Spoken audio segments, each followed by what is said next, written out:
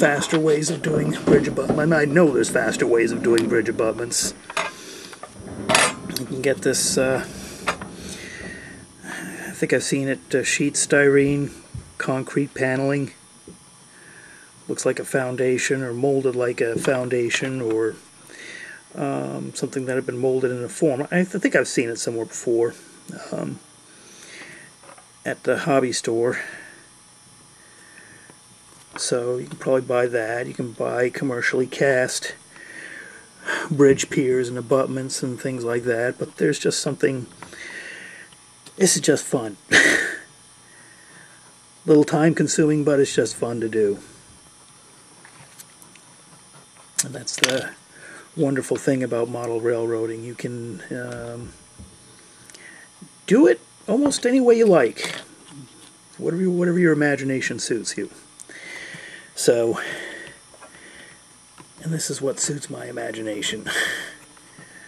See, you can see how these are staggered in there, like that. Just a tiny little bit of a gap, but not too bad.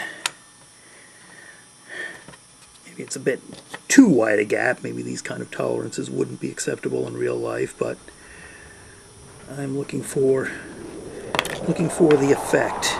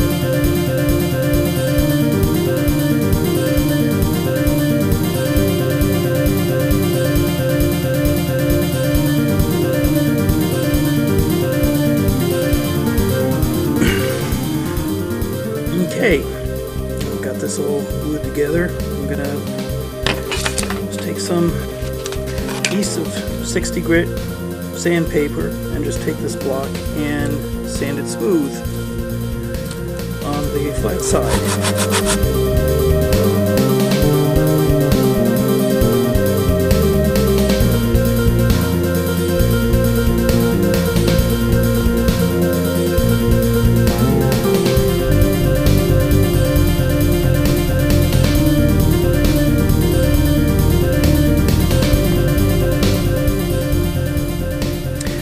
The other side, because what I want to do is I want to lay this down in a fairly flat surface. So when I put the silicone compound around it, silicone rubber, it doesn't seep underneath. I mean, that's not too big of a deal. You can always clean it off. I mean, I had a little bit happen here too as well, but that's something that can always be cut off with a pair of scissors or a knife, but we'll try to minimize that.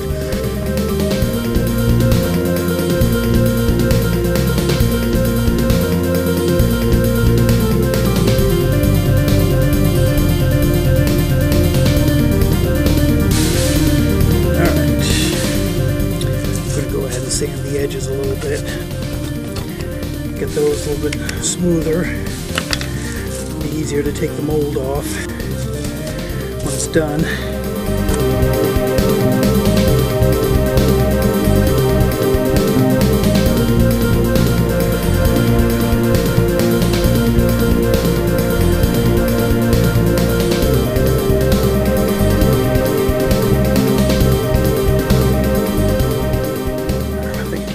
Already.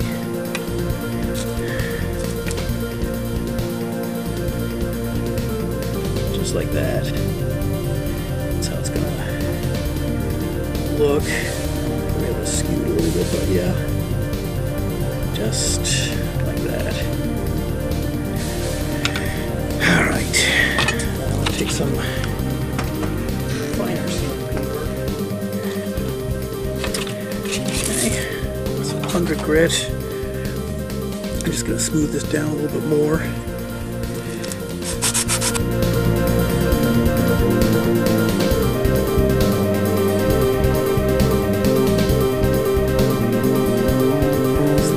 You can see how the boards look all staggered in there, and this will come through in the mold. So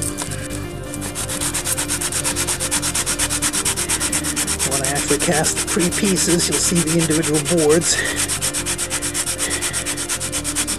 and the obviously exaggerated gaps between them, but I think it'll look fairly decent. Okay, what I've got here is a little washcloth, slightly dampened. Don't want it too sopping wet. I don't want to get this side too wet so that it starts warping, but just enough to raise the grain. Okay?